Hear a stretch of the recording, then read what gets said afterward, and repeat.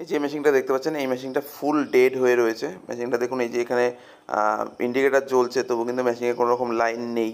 So চলুন এবার আমি রিমোট দিয়ে আপনাদের চিপ দিয়ে অন করে দেখাচ্ছি যে মেশিনটা অন হচ্ছে কিনা, অথবা কোনো রকম রান হচ্ছে কিনা। এই দেখতে পাচ্ছেন মেশিন কোনো রকম দেখুন লাইট জ্বলছে না, তার মানে মেশিনটা একদমই অন হচ্ছে না। সো চলুন মেশিনটাকে আমি রিপেয়ার করে আপনাদের দেখাবো, মেশিনটা কী প্রবলেম হয়েছিল সেটাও আপনাদের বলবো, আর মেশিনে কী কী ভুল করেছে সেটাও আপনাদের দেখিয়ে দেবো। এই দেখতে পাচ্ছেন প্রত্যেকটা নাট দেখুন আলাদা আলাদা।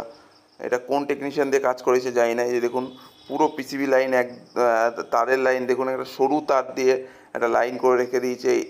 এইসব মিস্ত্রি কি বলবো, এরা কাজ করে না কি করে আমি বলতে পারবো না।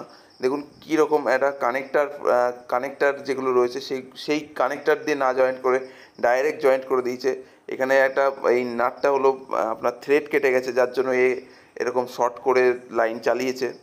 সো দেখতে পাচ্ছেন আমি মেশিনটাকে পুরো ওপেন করে নিয়েছি। ওপেন করে নিয়ে পিসিবিটাকে আমি চেক করে নিচ্ছি। চেক করার পরে আমি দেখে নিলাম কোন পার্টটায় প্রবলেম। এই দেখুন পার্টটা আমি খুলে নেওয়ার পরেই মেশিন দেখুন রান করা শুরু করে দিয়েছে। মেশিনে দেখুন লাইট চলে এসছে।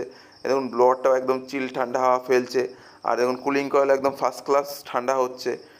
সো মেশিনের শুধু একটা পিসিবি, ছোট্ট ডিসপ্লে পিসিবি খারাপ হয়ে গেছিলো বলে মেশিনটাতে প্রবলেম হয়েছে। এই যে দেখতে পাই, এই ডিসপ্লে পিসিবিটা খারাপ হয়ে যাওয়ার ফলেই মেশিনের প্রবলেমটা হয়েছিল। আমি ডিসপ্লে পিসিবি লাইনটা খুলে দেওয়ার পরেই মেশিন ওকে হয়ে গেছে।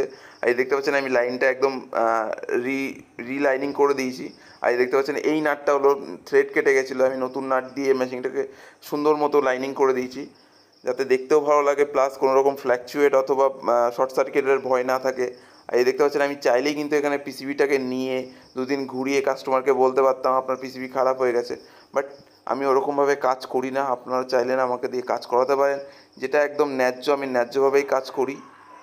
সবাইকে সাজেস্ট করি ন্যায্যভাবেই কাজ করবেন। আর এই দেখতে পাচ্ছেন এই পিসিবিটার প্রবলেমের জন্যই মেশিনটা কিন্তু খারাপ হয়ে গেছে, এই পিসিবিটাকে চেঞ্জ করতে হবে।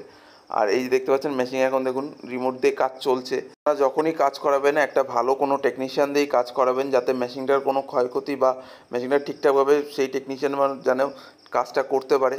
Thank you for watching.